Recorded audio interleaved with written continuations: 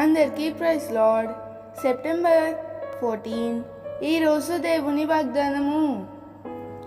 యెహోవా కొరకు కనిపెట్టుకొనుము, ఆయన నిన్ను రక్షించును. సామెతలు 20వ అధ్యాయం 22వ వచనము.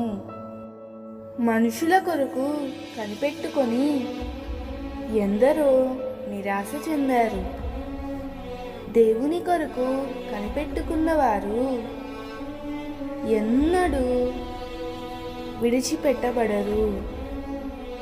తప్పకుండా దేవుడు వారి పక్షముగా ఉండి వారికి జయాన్ని ఇస్తారు.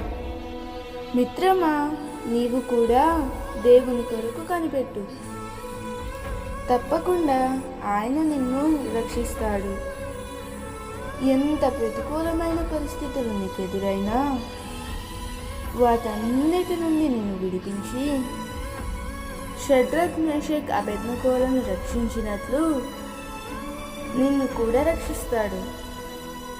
దేవుడు ఈ వాగ్దానం నీ జీవితంలో నిశ్చయముగా నెరవేర్చునుగాక. ఆమేన్. ఈ వాగ్దానం మీకు దీవెనగా ఉన్నట్లయితే తప్పకుండా మీ బంధువులకు, స్నేహితులకు షేర్ చేయండి, లైక్ చేయండి, ఆమెనని కామెంట్ చేయండి. ప్రభు పనిలో పాలుభాగస్తులు కండి.